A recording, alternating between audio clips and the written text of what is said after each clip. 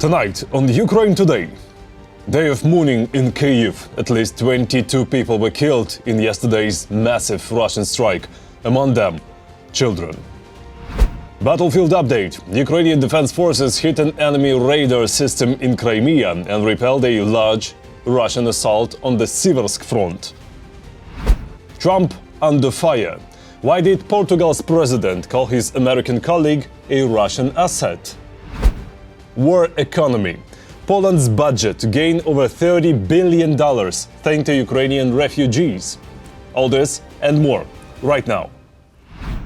Hello, my name is Volodymyr Robchun. Don't forget to subscribe, hit the like button, and let's move on to the news. Today in Kyiv, it's a day of mourning for the victims of Russia's attack. So far, 22 people were confirmed dead, including children. The strike damaged over 220 residential buildings. Rescue operations are still underway. Sadly, the death toll may rise. Also today, Ukraine honors its fallen defenders. Near Kyiv, the National Military Memorial Cemetery has officially opened. Eternal glory to the heroes.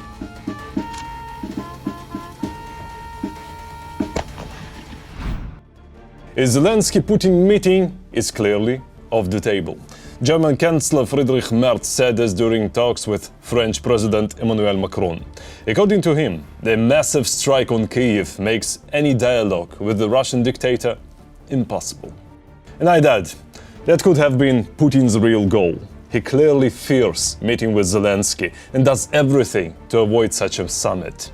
The Kremlin dictator doesn't care about promises to the US president. The real question is, what does Trump think about it?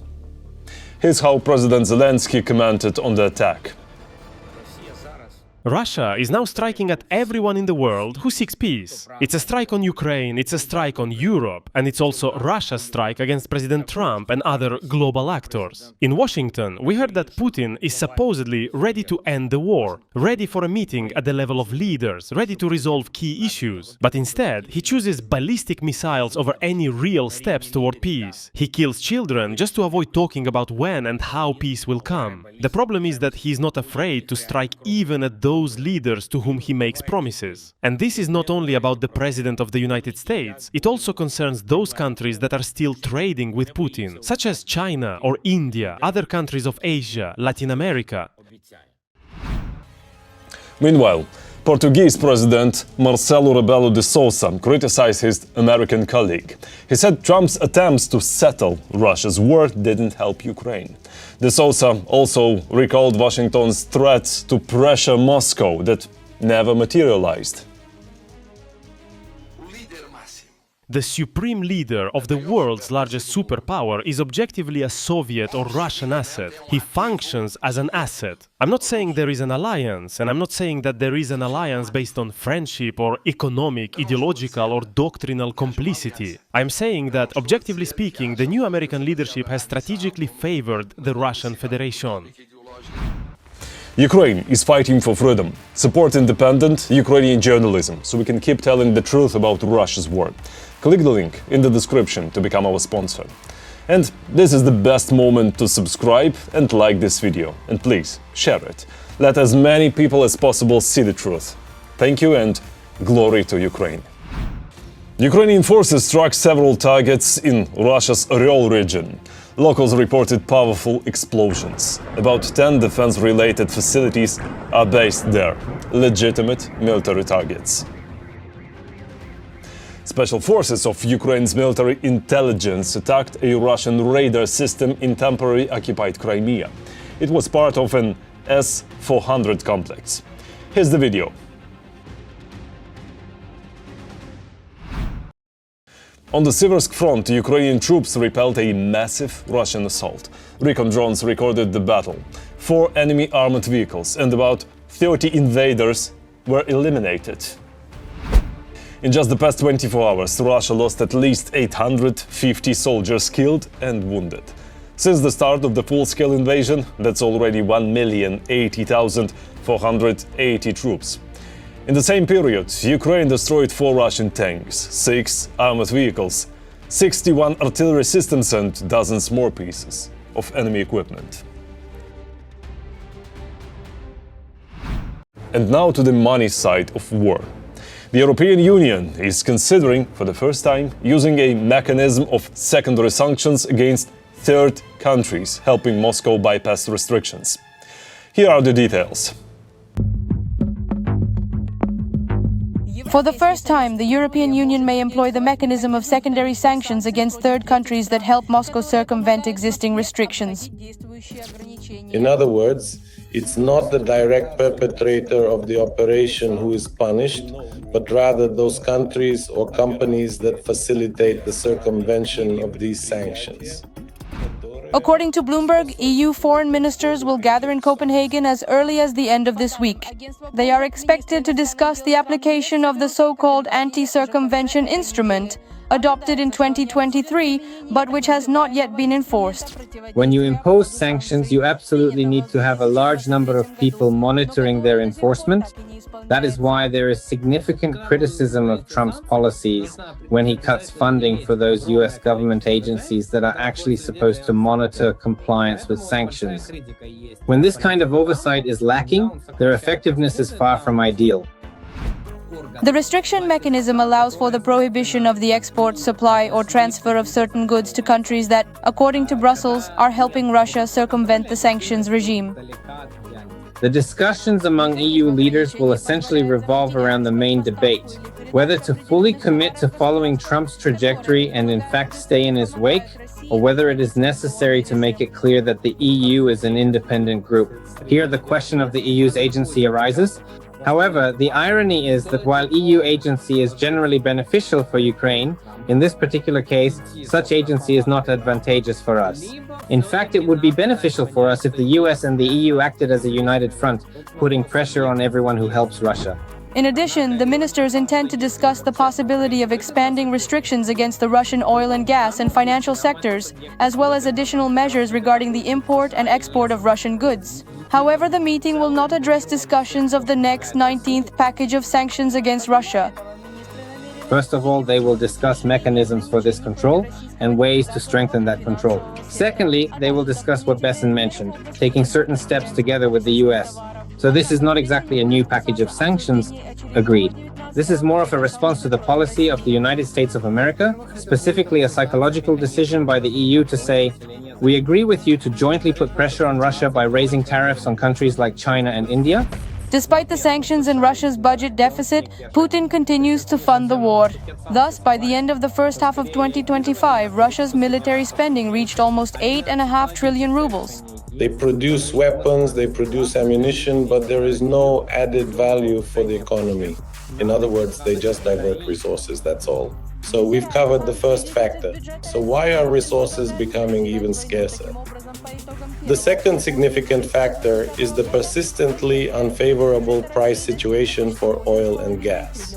Yes, global oil prices have indeed dropped by about 15% and subsequently stabilized at around $66 to $67 per barrel. That's specifically for Brent crude, while Russian oil is currently at about 62. But that's not all. That is, there's also the effect of sanctions. On average, the Russian military machine was consuming 1.4 trillion rubles per month and almost 47 billion rubles per day. This amount exceeds the annual budgets of Russia's poorer regions. Traditional Russian spending on science, culture, education, and healthcare is currently being cut, and pension indexation is being frozen because inflation is understated in the official statistics. It's actually around 15%, which is a significant figure. But there is no such indexation of pensions. And this means that many pensioners will unfortunately continue to see their pensions significantly reduced, while government spending on the ongoing war will regrettably increase. Not only is Putin sending Russians to their deaths in the army, but the Kremlin dictator is spending every other ruble from Russians' taxes, leaving his country stripped bare and destitute. Sanctions do work. Not only sanctions, but Russian businesses are begging Putin to compensate for losses from the war he started. Most complaints come from the oil refining sector. And what was Putin's answer? More on that in our next story. it's no longer possible to keep quiet about it. Russian businesses are asking Putin to protect them from Ukrainian drones. The Union of Industrialists in the country has already registered dozens of appeals from Russia's largest enterprises with a single message: because of the war with Ukraine, we are losing millions of dollars every day. The mask has been ripped off. Officials simply can't ignore the situation anymore, so it was decided to send a collective appeal to Putin, proposing to change the tax legislation and include compensation for losses from drone attacks. At the same time, several solutions to the problem were proposed right away. The first is a tax compensation amounting to 50% of the actual expenses for the construction or purchase of protective structures, as well as the acquisition and installation of video surveillance systems, detection, electronic warfare, repair and restoration of production facilities, compensation for damages to third parties, and more.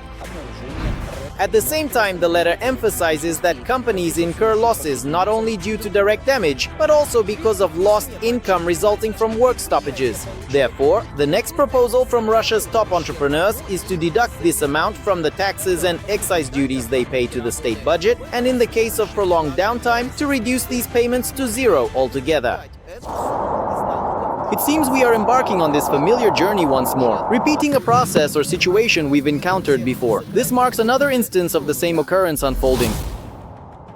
But the catch here is that Putin simply no longer has the money to provide this kind of support to his own strategic enterprises. Everything is going to the war. As a result, on the night of August 28th, Russia's Samara region and Krasnodar Krai came under yet another drone attack.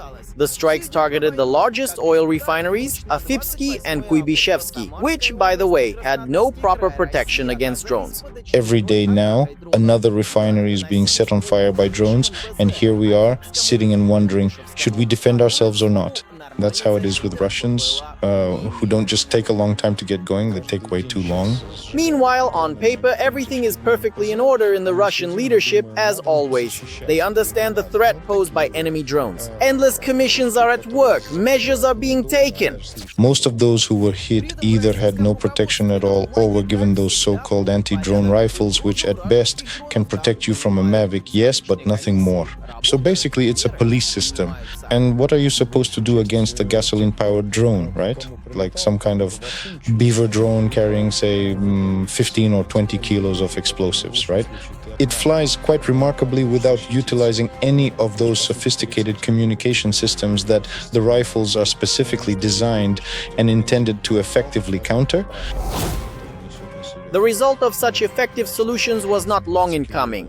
On the morning of August 28th, after assessing the results of the night attack, the Ukrainian command concluded that, in total, over the past 2 weeks, they had reduced Russian oil refining capacity by more than 20%. This matches the calculations by Reuters, who specifically noted the strikes on Ryazan-Rosneft, the Novoshakhtinsk refinery that has been burning for a week, as well as plants in the Rostov, Samara, Saratov and Krasnodar regions, and of course the crucial Volgograd Lukoil facility. This was the second plant in terms of production, in terms of profit, in terms of revenue in Russia.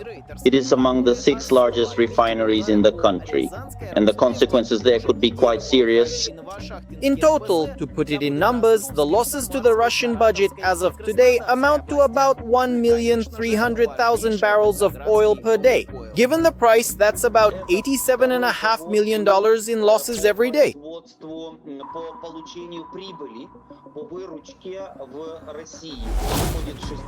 It's ironic, but despite the reluctance to help strategic enterprises defend themselves against drones, an entire business has practically sprung up in Russia around this very danger. For example, organizers of any mass event are now required to ensure its safety, which means they have to turn to government agencies for protection against drones. Let's say we're holding some large-scale public event, a one-time thing, like for example Scarlet Sales, or maybe a major economic forum or something else. Obviously, since it's a one-off event, security systems are only used for a few days to cover the forum, event, festival, and so on. At the same time, there's no talk of providing ongoing protection for enterprises. The officials' proposals to change the tax system were rejected, and the responsibility for figuring out how to defend against drones was placed on the heads of company leaders and their personal savings. After that, it seems there was a sigh of relief in Ukraine. After all, not every enterprise can afford multi-million ruble security measures. There are facilities that can be targeted. These aren't necessarily just energy infrastructure sites, such as massive oil refineries or extensive oil storage facilities.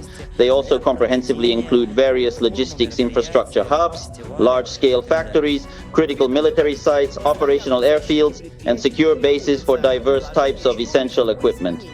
All of these crucial locations, there would be more than enough drones for absolutely everything.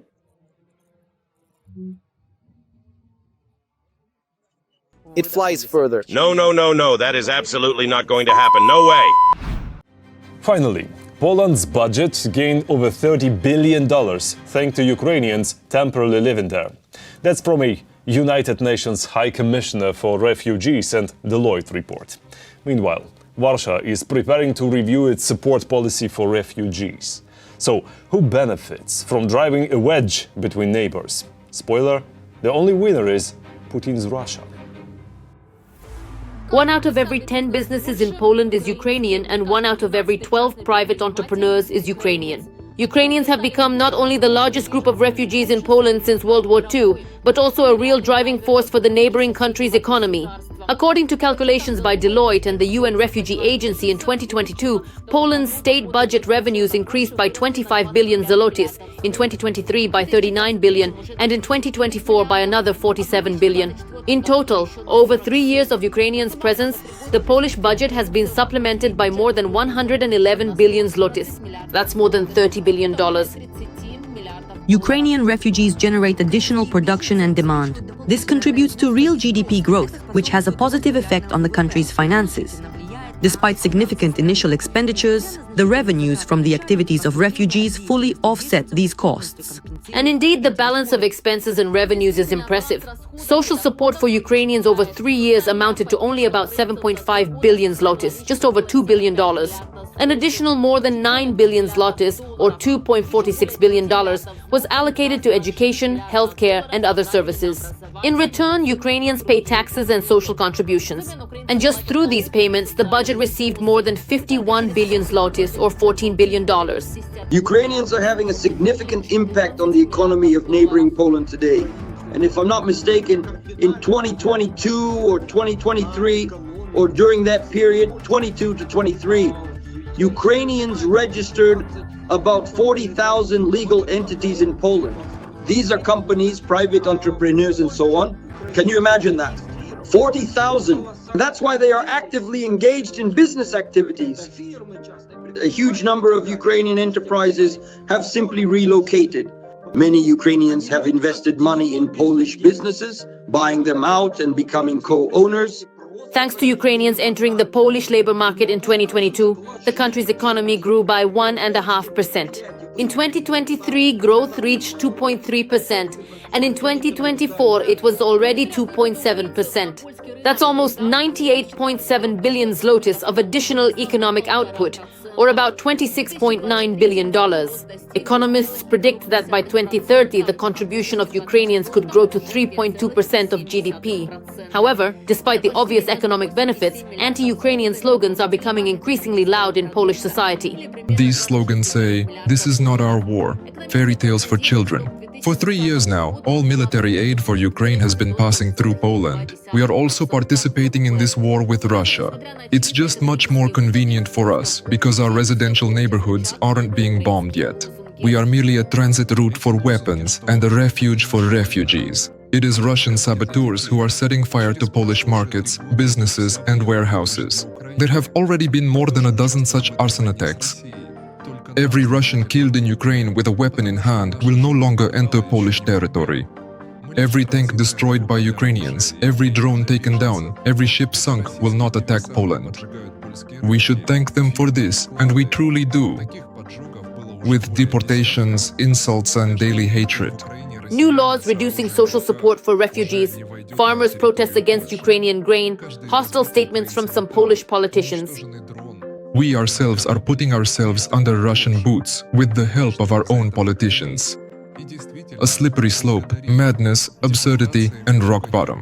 If Ukraine loses this war, we will lose right after them. And those who, 10 years from now, will be standing in line for Russian sugar with ration cards will not forgive you for this. Experts note, this is not a coincidence, but the result of deliberate pressure from Russia. Moscow is actively funding disinformation campaigns, supporting ultra-right and ultra-left movements that use the issue of Ukrainian refugees to divide society. They have always been influencing things. This isn't a process of 1, 2, 3, 5, 10 days, or even 5 years. The Russians have invested huge amounts of money to destabilize Polish society's attitude toward Ukraine. This was especially true when it came to the far right. I remember all those clashes between Polish and Russian fans, how it was being stirred up even back in 2012 during the European Championship, when at the same time the Russians were investing money in those far-right fans who had a negative attitude toward Ukraine. This is still going on. This situation is being fueled by, well, the political bribery of a number of Polish politicians who are stirring up these Ukrainian issues in the country. At the same time, according to a SW research poll for Onet, almost 60% of Poles supported the decision of Polish President Karol Nawrocki to veto the law limiting aid to Ukrainians. This shows that despite all the rough patches, a significant part of society is on the side of the Ukrainians. That's all for today. Thanks for watching. Thank you for your support. Strength to Ukraine's defenders. Glory to Ukraine. Don't forget to like, subscribe, comment and share. See you next time.